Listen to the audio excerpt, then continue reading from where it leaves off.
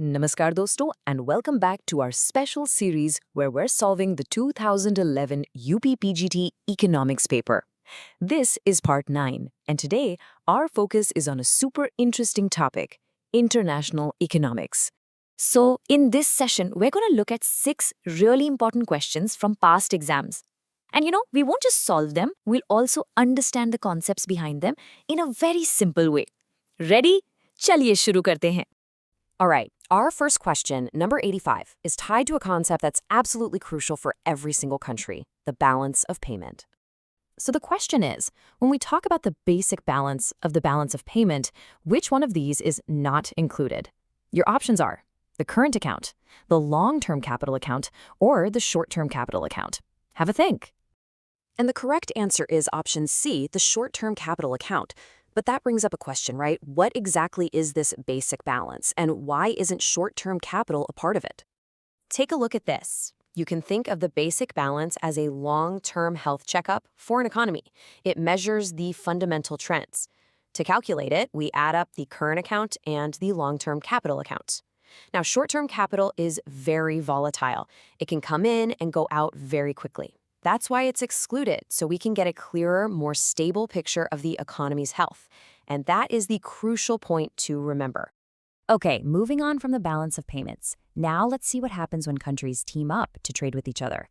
Our next question is all about the custom union theory. So we're being asked, what is a custom union associated with? Is it the second best theory, the trade creation effect, economic integration, or is it all of the above? The correct answer here is D, all the above. All three of these concepts are deeply connected to a custom union. Let's see how. So how does this all fit together? Well, a custom union is a form of economic integration. The European Union is a perfect example. What happens is member countries remove tariffs among themselves, but they maintain a common tariff for non-member countries. This boosts trade between them, which we call the trade creation effect. And an important exam tip, the selection board initially considered A to be the answer, but the correct answer is indeed D. So we just saw how countries sometimes remove tariffs.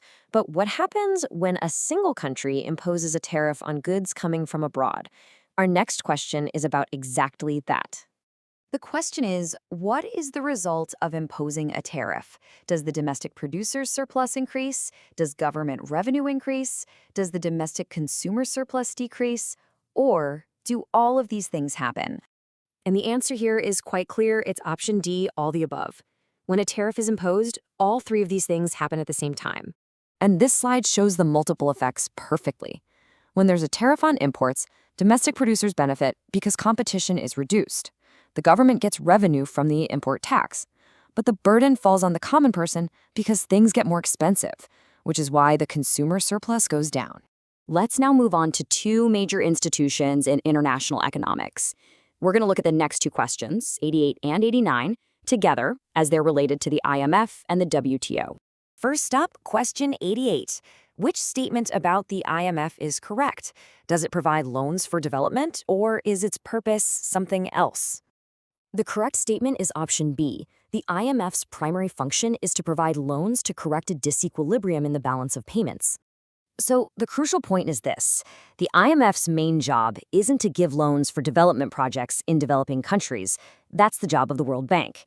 The IMF's focus is on giving temporary financial help to its member countries to fix their balance of payments, which helps keep the international monetary system stable. Now let's look at question 89. This question has a few statements about the WTO and its predecessor, GATT. You have to tell me which one is correct. And here, too, the correct answer is D, all the above. All of these statements are absolutely correct. Let's break this down. This slide clearly shows the difference between GATT and the WTO. Think of it this way.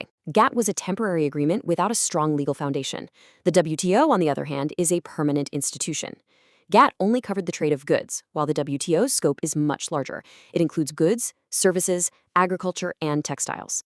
And now we've reached the last question of this session.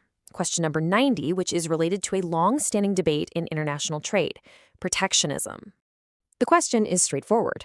Which of these economists supported the policy of protectionism in international trade?